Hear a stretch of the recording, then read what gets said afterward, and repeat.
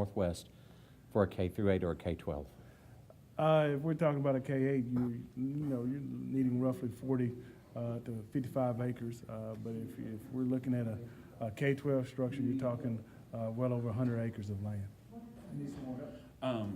Going back to last night and the progress that Dr. Michael was talking about that the district made this past year, y'all made great strides. But just because, like he was kind of talking about, there's not as much stride to make, but there's still plenty of progress to be made. How is it possible to kind of make similar strides in the next 2 or 3 years? I mean, we have to. It just becomes harder. All things are possible. It becomes more difficult to do, and that's part of the work. Taking on this position, taking on this job in our school system is a difficult job, but it is a worthwhile job to take on. And that's from our administrators to our teachers to our support staff, because you are improving a community, you're empowering a community, you're empowering young people to progress their future. So yes, it's difficult, but it's work that has to be done. If we rest on the fact that it's difficult, it'll never get done. There were some tense moments, a couple last night, a couple this morning, but this last hour was really some important conversations, some tough conversation that had to be had with everybody around the table. One, how glad are you that conversation's done? And two, just kind of what's your thoughts just coming out of it? I don't think it's done.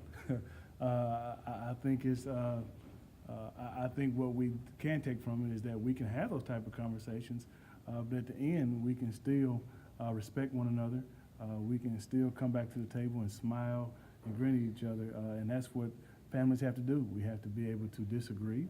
We have to be able to share our opinions, but at the end of the day, we come back to the fact that we have a common purpose, which is educating this community.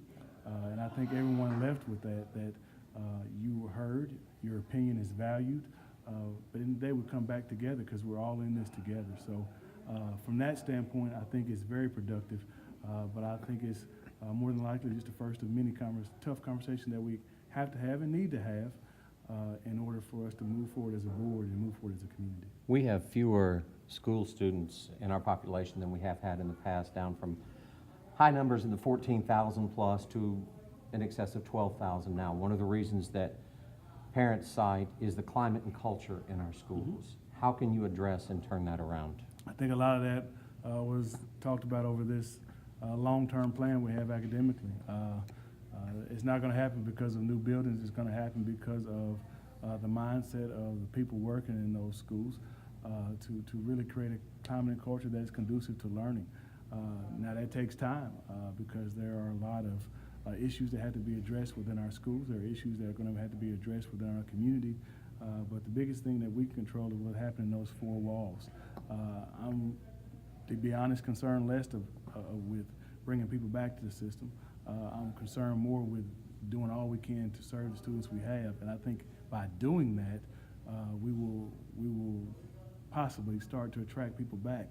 But if we are focused on trying to bring people back, I think we're missing the point. I think the bigger question is, what are we going to do to best serve the students we have, which will in turn do the other things.